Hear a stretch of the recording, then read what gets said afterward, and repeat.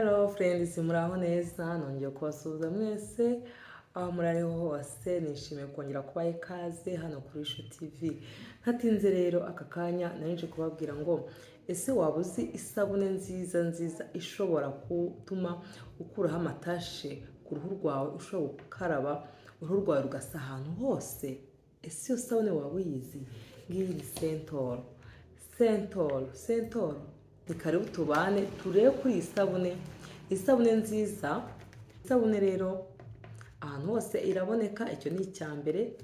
Ni isabune ikoreshwa n'abantu bose, yaba abapapa, abamama, mbega mu ngeri zose. Ni isabune nziza ihumura neza, ni isabune abantu benshi bakunda gukoresha.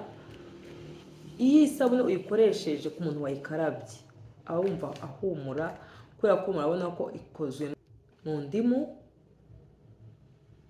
Ni isabune nziza cyane ikunzwe, ni isabune utavuga ngo iratukuza, hindura uruhu. Niba warabuze isabune yagukuraho ibintu by'amatashi, uduheri, udusebe twanze gukira, iyi sabune niba ufite agasebe kanze gukira, koresha iyi sabune ya Sentor. Niba ufite ukuntu ushaka ko uruhu rwawe rumera neza, ukumva rurahumeka neza, koresha isabune ya Sentor. Niba ushaka kugenda uhumura neza ahantu hose, kuko isabune uyikoresha mu maso ndetse n'umubiri wose. Ni isabune nziza umuntu wese yayikugiraho inama mu gihe ufite uruhu rutameze neza, mu gihe ufite uruhu rufite udusebe, mu gihe ukunda kubira ibintu by'ibyokere, ibintu by'ibyuya. Niba kwa kundi umuntu ashobora kubira icyuya ugasanga nko mu kwaha ufite icyuya, koresha isabune, kuko isabune murabona ko ikozwe mu ndimu ndetse n'umuhumuro wayo, murabibona, ndetse n'umuhumuro wayo ni uw'indimu. Iyo umuntu ayihumurije gutya, nubwo ubona ikiri mu gifuniko, oderi yayo urayumva ko ari indimu. Rero niba wumva ufite ikibazo cy'ibyokere, ukaba ufite ikibazo cyo gutranspira, ukaba ufite ikibazo cyo kuba wumva utihumurira neza, ukaba ufite ikibazo cy'udusebe, ukaba ufite ikibazo tw'uduheri, iyi sabune ni umuti ku bantu benshi. Sentor ni isabune nziza, ndabizi ko hari abantu benshi bayikoresha. Mwandike muri komenti mumbwire iyi sabune niba mwarayikoresheje, ukaba ubona ufite uruhu rwiza rwose, ubishyire muri komenti. Isabune iboneka ku masoko hose, ni isabune mbega utagiraho impungenge uvuga ngo iratukuza, irahindura. Ni isabune nziza cyane. Umuntu wari warabuze isabune yibaza ngo nakaraba iyihe sabune itantukuza, cyangwa se nakoresha iyihe sabune itampindura uruhu rwanjye, cyangwa se wari ufite ikibazo cy'uduheri mu maso. Murabona ko nanjye turimo kugenda dushiramo, kugira ngo murabibona, dore twose twari two, ariko ntangire gukoresha iyi sabune. Murabibona yuko irimo kugenda inkorera umuti. Aho nyikoreshereje nabonye yarabikoze, ndavuga ngo rero nanjye reka nze nyereka abakunzi banjye, ku bantu bafite ikibazo cy'uduheri, ku bantu nyine bifite icyo kibazo cyo gutranspira, ku bantu bafite ikibazo cy'udusebe, hari udusebe umuntu agenda aterwa n'amasabune cyangwa n'amavuta. Ndabinginze isabune muyikoreshe, muzabona impinduka. Ni isabune nziza rero ibashishikarije.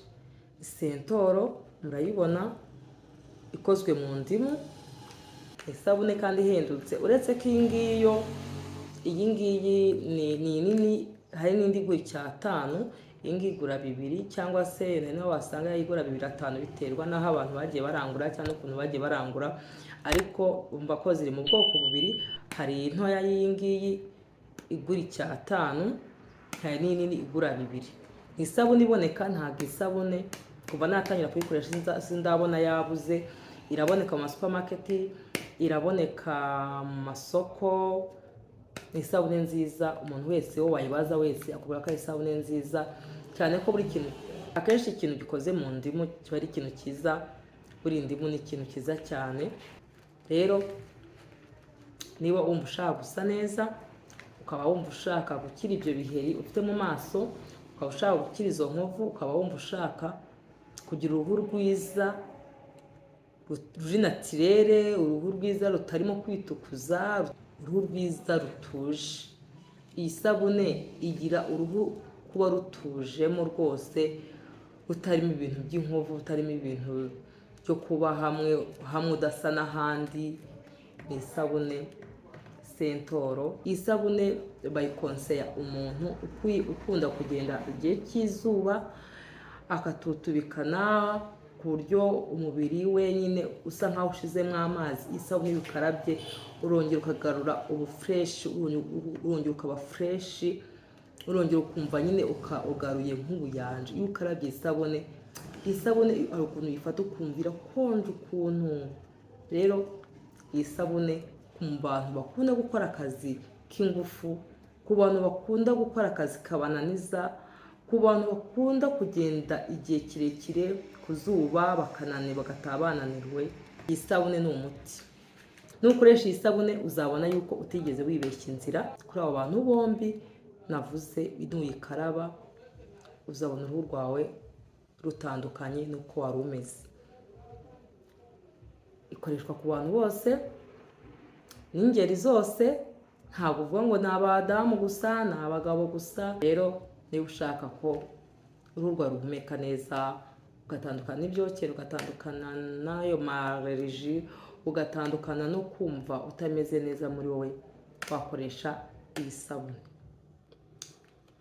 Murakoze cyane kubana nanjye, mwakoze ko mukomeje kunshyigikira, mwakoze uburyo mukomeje kunyereka ko turi kumwe.